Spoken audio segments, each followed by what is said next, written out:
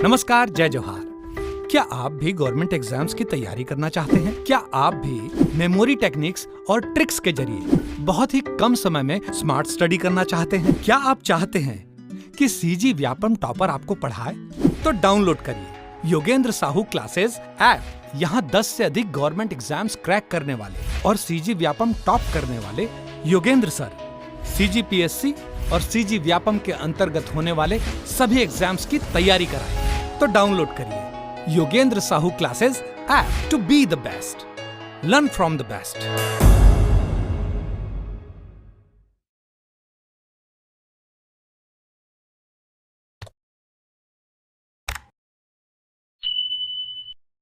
नमस्कार दोस्तों, स्वागत है आपका योगेंद्र साहू ऑनलाइन क्लासेस में। तो आज की क्लास में हम देखने वाले हैं सीजीजीएस का पार्ट 25।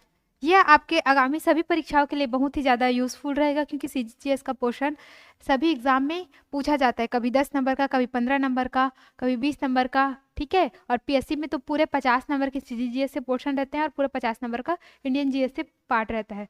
तो यहाँ आपका क्वेश्चन प्रैक्टिस काम आएगा। आप थ्योरी पढ़ते जाइए और यहाँ एमसीक्यू लगाते जाइए। और जिन्होंने भी अभी तक हमारे चैनल को सब्सक्राइब नहीं किया है, वो चैनल को सब्सक्राइब कर ले और वीडियो में अंत तक बने रहिए। देखते हैं आज का पहला क्वेश्चन क्या कहता है। पंडवानी लोक नृत्य में कथन की दो मुख्य शैलियां वेदमती और क्या है? तो पंडवानी में दो शैली रहती है, एक वेदमती रहती है और एक कौन सा रहता है? पंथी, खंबा, कपालिक या फिर शैला। तो एक और शैली का नाम है कपालिक शैली। दो शैली है पंडवानी का, कौन कौन सा? वेदमती और कपालिक। वेदमती शैली में क्या होता है? इसमें घुटने के बल बैठे बैठे ही पंडवानी का गायन किया जाता है, ठीक है। और कपालिक शैली में क्या होता है? खड़े रहते हैं और इसमें कभी कभी थोड़ा बहुत मुद्राएं बनाकर भी इसका पंडवानी का प्रदर्शन किया जाता है कपालिक शैली में। वेदमती शैली के पंडवानी गायक कौन कौन हैं? तो झाड़ू राम देवांगन, पूनाराम निषाद और ऋतु वर्मा जी है। और कपालिक शैली की श्रीमती तीजन बाई जी और उषा बारले, शांतिबाई, ये सब कौन सी शैली के पंडवानी गायक है? तो कपालिक शैली के, ठीक है। पंडवानी क्या होता है? तो पंडवानी महाभारत की कथा का ही गायन होता है, जिसकी प्रमुख नायिका द्रौपदी और प्रमुख नायक कौन रहते हैं? भीम। छत्तीसगढ़ के किस लोक कलाकार ने श्याम बेनेगल द्वारा निर्देशित धारावाहिक भारत एक खोज में पंडवानी गायन किया था? ठीक है, एक नाटक आता है, कौन सा? एक धारावाहिक भारत एक खोज किसके द्वारा निर्देशित है? तो श्याम बेनेगल के द्वारा निर्देशित है। तो उसमें पंडवानी गायन किन्होंने किया था? तीजन बाई, झाड़ू राम देवांगन, पूनाराम निषाद। ये ऑप्शन डी है क्या? ऋतु वर्मा। तो किन्होंने पंडवानी गायन किया था भारत एक खोज में? तो उसमें पंडवानी गायन किया था तीजन बाई ने। तीजन बाई जी ने पंडवानी को राष्ट्रीय स्तर पर, अंतर्राष्ट्रीय स्तर पर पहुंचाया। इनको पद्मश्री, पद्म भूषण, पद्म विभूषण तीनों सम्मान से पुरस्कृत किया जा चुका है। किनको? तो तीजन बाई जी को। झाड़ू राम देवांगन को कहा जाता है पंडवानी के पितामह, ठीक है। किनको? झाड़ू राम देवांगन को पंडवानी के पितामह। और वे कौन से शैली के पंडवानी गायक है? तो वेदमती शैली के। जबकि तीजन बाई कपालिक शैली के। पूनाराम निषाद ये भी वेदमती शैली के पंडवानी गायक हैं।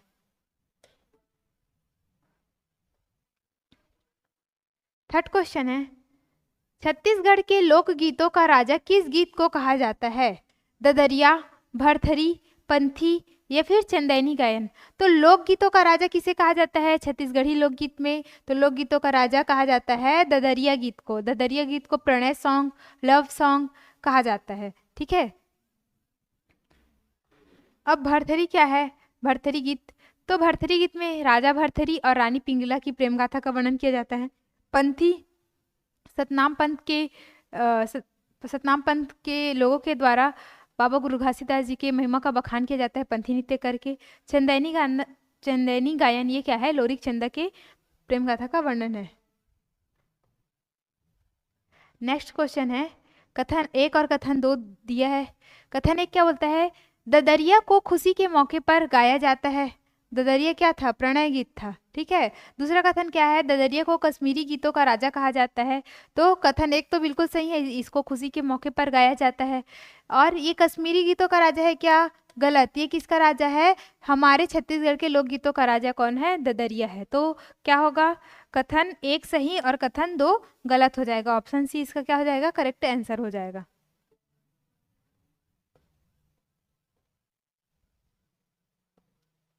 अब सूची एक को सूची दो से मिलान करना है। इधर गीत दिया है, लोकगीत दिया है, और यहाँ पे किनका प्रसिद्ध गीत है, नृत्य है, ये हमको जोड़ी मिलान करना है। तो पंथी गीत, तो पंथी गीत, पंथी नृत्य होता है, तो पंथी नृत्य करते समय पंथी गीत गाते हैं। तो ये सतनामी समाज का प्रसिद्ध नृत्य गीत है। ठीक है। पंथी नृत्य करते समय पंथी गीत गाया जाता है। बाबा गुरु घासीदास जी की महिमा का बखान किया जाता है। और अभी 18 दिसंबर आने भी वाला है, तो आपको पंथी नृत्य भी देखने को मिलेगा, पंथी गीत भी सुनने को मिलेगा। रैला गीत, तो रैला गीत किनके द्वारा गाया जाता है? तो रैला गीत मुरिया जनजाति के द्वारा गाया जाता है। किनके द्वारा? मुरिया जनजाति के द्वारा। बांस गीत, चाबी गाड़ी ही नहीं लाई हूँ। बांस गीत, बांस गीत किनके द्वारा गाया जाता है? तो बांस गीत राउत जाति के द्वारा गाया जाता है। ये करुण गीत होता है बांस गीत। ठीक है, करुण गीत होता है, इसमें करुण रस रहता है। सुआ गीत, तो सुआ गीत सुआ नृत्य करते समय गौड़ स्त्रियों के द्वारा गाए जाने वाले गीत है। ठीक है। सुआ गीत किनके द्वारा? प्रमुखता गौड़ स्त्रियों का नृत्य गीत है। तो ऐसा आप इसको मिलान कर सकते हैं। इस राज्य में विवाह के अवसर पर माय मोरी रस्म में क्या करते हैं? एक रस्म होता है विवाह के समय, माय मोरी रस्म। अब इसमें क्या करते हैं? ऑप्शन ए है वर का मोर मतलब पगड़ी बांधना, या मातृ पूजन के लिए पकवान बनाना, या वधू की माँ के द्वारा वर के लिए ही उपहार भेजना, या वर पक्ष से वधु के लिए उपहार भेजना। माय मोरी रस्म में क्या होता है? तो हम लोग बोलते हैं ना मातृका पूजन, मायन भरना, तो उस टाइम क्या होता है? मातृ पूजन के लिए पकवान बनाना। तो इसका सही आंसर क्या हो जाएगा? ऑप्शन बी हो जाएगा। ठीक है। छत्तीसगढ़िया लोग तो इससे भली भांति परिचित होंगे। ठीक, शादी वादी देखे होंगे तो उसमें ये सब चीज चलता है। नेक्स्ट क्वेश्चन है, बिलासपुर में राउत नाचा महोत्सव लोक नृत्य उत्सव का आयोजन कब से किया जा रहा है? प्रतिवर्ष बिलासपुर में राउत नाचा महोत्सव का आयोजन किया जाता है। वो स्टार्ट कब से है? 1973, 74, 76 या 78? तो स्टार्ट हुआ है 1978 से। तो इस बार उसका क्रम क्या है जो 2023 में हुआ है? तो वो है 46वां क्रम। ठीक है। 2023 वाला क्रम आप लोग याद रखना है, क्योंकि ये करेंट अफेयर का पार्ट है। ये स्टैटिक पोर्शन तो मैंने डाल दिया, लेकिन आएगा क्या? करंट अफेयर वाला क्वेश्चन आएगा कि 2023 में आयोजित बिलासपुर में राउत नाचा महोत्सव का क्रम कौन सा था? तो कौन सा क्रम था? 46वां क्रम था। तो आप लोग इस बात को ध्यान रखेंगे। कब से चालू है? तो 78 से चालू है। अब सुमेलित करना है, इधर दिया है सूची एक को सूची दो से। तो पंडवानी, पंडवानी क्या है? तो पंडवानी लोकगीत है। ठीक है। क्या है? पंडवानी लोकगीत है। ठीक। पंडवानी की कितनी शैली? दो शैली, वेदमती शैली और कपालिक शैली। सरहुल, सरहुल क्या है? तो सरहुल एक लोक नृत्य है, जनजातीय नृत्य है, उरांव जनजाति के द्वारा किया जाता है। कब किया जाता है? तो चैत्र माह में किया जाता है, जब सरहुल पर्व मनाया जाता है। साल के वृक्ष में जब नए फूल आते हैं तब सरहुल पर्व मनाया जाता है। चुरकी मुर्की, तो चुरकी मुर्की क्या है? ये एक लोक गाथा है, एक टाइप का कहानी है जो बुजुर्गों के द्वारा बच्चों को सुनाया जाता है। चुरकी मुर्की। रहस, तो रहस क्या है? रहस एक लोक नाट्य है, ये एक नाटक है रहस। इसमें रासलीला का मंचन किया जाता है। ठीक है। उत्तर प्रदेश में जो रासलीला होता है उसी का प्रभाव रहस में देखने को मिलता है हमको। निम्न में से क्या बस्तर संभाग से संबंधित नहीं है? देखिए फिर से संबंधित है नहीं है वाला क्वेश्चन आ गया। तो कौन सा बस्तर संभाग से संबंधित नहीं है? जैसे रहस हो गया, गेड़ी हो गया, भतरानाट हो गया, माओ पाटा हो गया। कौन सा बस्तर से संबंधित नहीं है? क्या दिख रहा है हमको?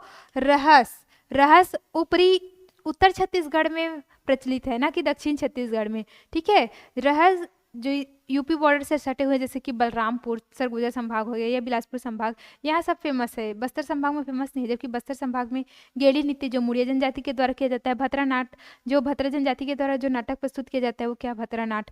और माओ पाटा शिकार वाला एक नाटक है। ठीक है। ये भी क्या है? दक्षिण छत्तीसगढ़ में फेमस है। 10वां क्वेश्चन, इस राज्य का नाटक चंदैनी गोंदा के संस्थापक है। तो चंदैनी गोंदा के संस्थापक कौन है? दाऊ दुलार सिंह मंदराजी, दाऊ रामचंद्र देशमुख, हबीब तनवीर या फिर शंकर शेष। चंदैनी गोंदा के संस्थापक है दाऊ रामचंद्र देशमुख। ठीक है, तो दाऊ रामचंद्र देशमुख को लोक कला का उद्धारक भी कहा जाता है। ठीक है, छत्तीसगढ़ के लोक कला का उद्धारक कौन है? तो दाऊ रामचंद्र देशमुख। जबकि दाऊ महासिंह चंद्राकर को छत्तीसगढ़ के लोक कला का पुजारी कहा जाता है। किनको? महासिंह चंद्राकर को। जबकि रामचंद्र देशमुख को क्या कहा मैंने? छत्तीसगढ़ के लोक कला का उद्धारक। इन्होंने देहाती कला मंच की स्थापना भी की थी 1951 में।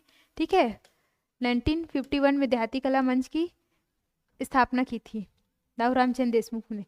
दाऊ दुलार सिंह मंदराजी ये पहले नाचा पार्टी बनाया था इन्होंने, रवेली नाचा पार्टी, दाऊ दुलार सिंह मंदराजी।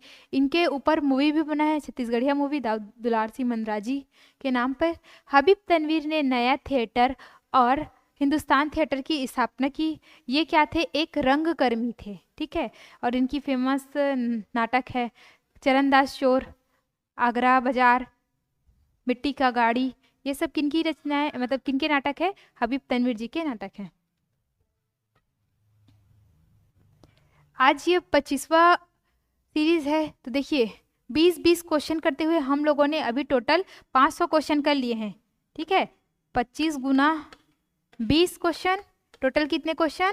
500 क्वेश्चन। तो आप लोग बोल रहे थे क्वेश्चन का सीमा बढ़ाई, क्वेश्चन का सीमा। अगर मैं एक साथ 1-1.5 घंटे का क्लास लूँ 100 क्वेश्चन करके, तो वो ज़्यादा लोग देखना पसंद नहीं करेंगे, सबको बोर लगने लग जाएगा एक साथ।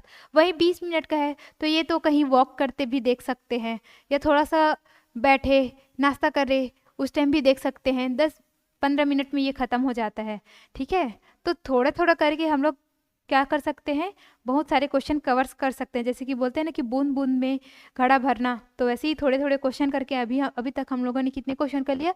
500 क्वेश्चन कर लिया। और जिन्होंने अभी तक पुराना वीडियो नहीं देखा है वो जाके प्लेलिस्ट में देख सकते हैं। और जिनको भी प्रयोगशाला परिचालक का कोर्स परचेस करना है या टेस्ट सीरीज परचेस करना है, वो Yogendra Sahu classes app download करके वहाँ से डायरेक्ट कोर्स परचेस कर सकते हैं। इसके साथ ही अगर आपको प्रयोगशाला परिचालक की तैयारी के लिए सिर्फ एमसीक्यू चाहिए, वो भी एक्सप्लेनेशन के साथ, तो उसके लिए भी एक नया कोर्स लॉन्च किया गया है जिसका प्राइस सिर्फ 149 रुपीज़ है। ठीक है, उसमें आपको एमसीक्यू मिलेगा और उसका एक्सप्लेनेशन भी मिलेगा। ये प्रयोगशाला परिचालक के लिए काम आएगा। इसके साथ ही कृषि मंडी बोर्ड में भी अगर आपको साइंस पढ़ना है, क्योंकि उसमें भी 10 नंबर का साइंस आ रहा है, तो उसके लिए भी आप ये परचेस कर सकते हैं। 11वां क्वेश्चन है, घोड़ा नाच निम्नलिखित में से किससे संबंधित है? घोड़ा नाच महाभारत, रामायण, ढोला मारू या फिर आल्हा उदल। तो घोड़ा नाच संबंधित है किससे?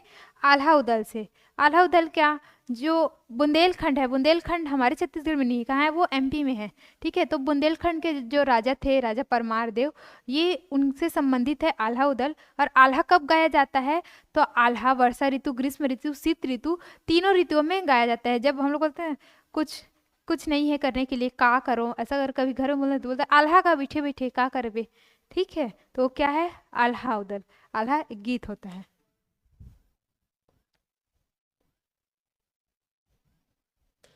छत्तीसगढ़ में अच्छी फसल के लिए मानसून हेतु कौन सा त्योहार मनाया जाता है जिसमें देवी कुटकी दाई की पूजा की जाती है? तो कुटकी देवी की पूजा कौन से त्योहार में की जाती है? हरेली, दई, भगोरिया या फिर नवाखाई।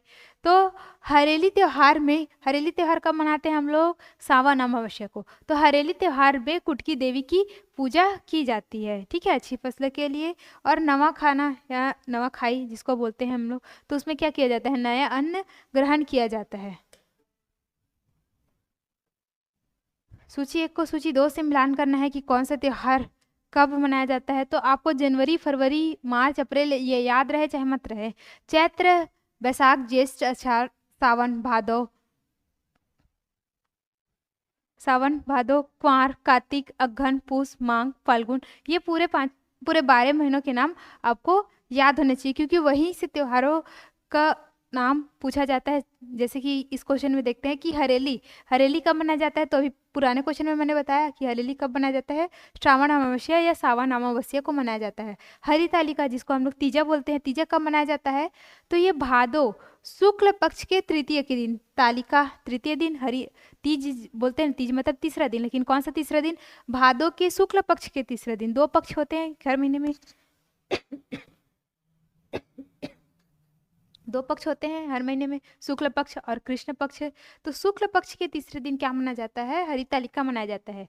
ठीक है, अब छेरछेरा, छेरछेरा कब मनाया जाता है, तो छेरछेरा पौष पूर्णिमा को मनाया जाता है। ठीक है, पौष महीने की पूर्णिमा को क्या मनाया जाता है, छेरछेरा मनाया जाता है। और पोला त्योहार कब मनाया जाता है, तो पोला मनाया जाता है भादो अमावस्या को। ठीक है, तो इस प्रकार से आपको मिलान करना है त्योहारों को उनकी तिथि के हिसाब से। छत्तीसगढ़ में पुत्रा पुत्री विवाह का आयोजन किस तिथि पर किया जाता है। ठीक है, पुत्र पुत्री विवाह को हम लोग क्या बोलते हैं, अक्ति भी बोलते हैं। तो ये अक्ति का आयोजन कब किया जाता है, माघ पूर्णिमा, कार्तिक शुक्ल एकादशी, जन्माष्टमी या बैसाख शुक्ल तृतीया। तो जो बैसाख महीने का शुक्ल पक्ष का तृतीया रहता है उसी में अक्ति या अक्षय तृतीया जिसको बोलते हैं, या फिर हम लोग क्या बोलते हैं पुत्रा पुत्री विवाह, इसका आयोजन किया जाता है। उसी के बाद से फिर शादी होना स्टार्ट हो जाता है गर्मी के मौसम में, जहाँ देखो फिर शादी वाला ही बाजा बजना सुनाई देता है। नेक्स्ट क्या है, गंगा दशहरा। गंगा दशहरा हिंदू पंचांग के अनुसार किस माह और तिथि में मनाया जाता है। गंगा दशहरा ज्येष्ठ शुक्ल दशमी, चैत्र शुक्ल दशमी, अश्विन शुक्ल दशमी या फिर माघ शुक्ल दशमी। अब देखो दशमी तो सभी में है, दशहरा है तो वो तो समझ में आ गया, लेकिन कौन सा महीने का, तो वो ज्येष्ठ माह के शुक्ल पक्ष के दशमी को क्या मनाया जाता है, गंगा दशहरा मनाया जाता है। ये अधिकतर उत्तर छत्तीसगढ़ में क्या है, ये मनाया जाता है। इस दिन सुबह सुबह उठकर तालाब में स्नान करके फिर पूजा पाठ किया जाता है।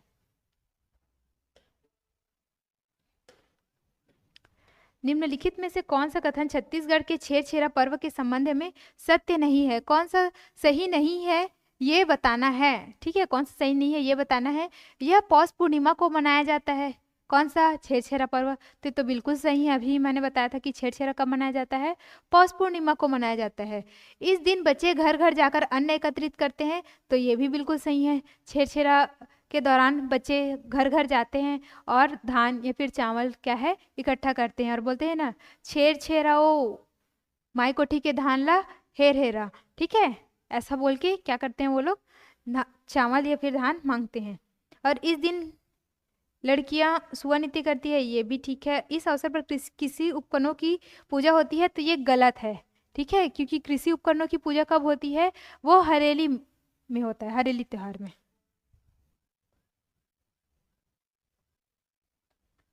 नेक्स्ट है, छत्तीसगढ़ के लोकप्रिय एवं मूल पर्व निम्नलिखित है। जो हमारे छत्तीसगढ़ का मूल त्योहार है, हमारा जो लोकप्रिय त्योहार है वो कौन सा है, छठ, हरेली, छेरछेरा या फिर नवाखाई।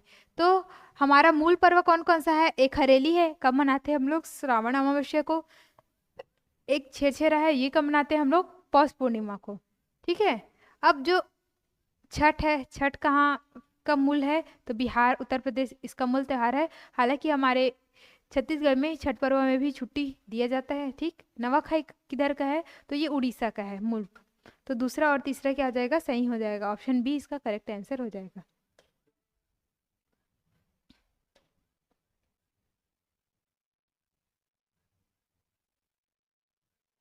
नेक्स्ट क्वेश्चन है, इस राज्य के मातर पर्व में किस देव की पूजा की जाती है। मातर त्योहार में किस देव की पूजा की जाती है। मातर मनाते कब है, तो जो हम लोग मनाते हैं ना भाई दूज, गोवर्धन पूजा के जस्ट दूसरे दिन जो भाई दूज मनाते हैं, उसी दिन राव जाति के द्वारा क्या मनाया जाता है, मातर त्योहार मनाया जाता है। जो ग्रामीण परिवेश के लोग होंगे उनको पता होगा मातर त्योहार। तो उसमें किस देव की पूजा की जाती है, खोड़हर देव, दूल्हा देव, कृष्ण देव या फिर ठाकुर देव। तो उसमें खोड़हर देव की पूजा की जाती है। मातर त्योहार का प्रमुख देव कौन रहता है, खोड़हर देव रहता है। ठीक है, ये एक लकड़ी का रहता है देव, उसी की पूजा की जाती है।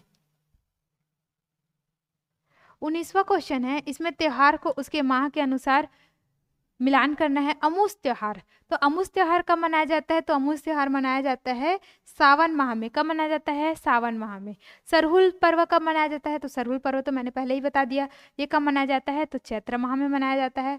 नवाखाई पर्व, तो नवाखाई पर्व कब मनाया जाता है? तो ये भादों में मनाया जाता है सरगुजा क्षेत्र में। और दशहरा पर्व ये कब आता है? ये आता है कुंवार में। ठीक है, 20वां क्वेश्चन देखते हैं। निम्नलिखित में से कौन सी जोड़ी राजकीय उत्सव व स्थान सुमेलित है? सुमेलित है की बात कर रहा है, ठीक है, नहीं है की बात नहीं कर रहा है।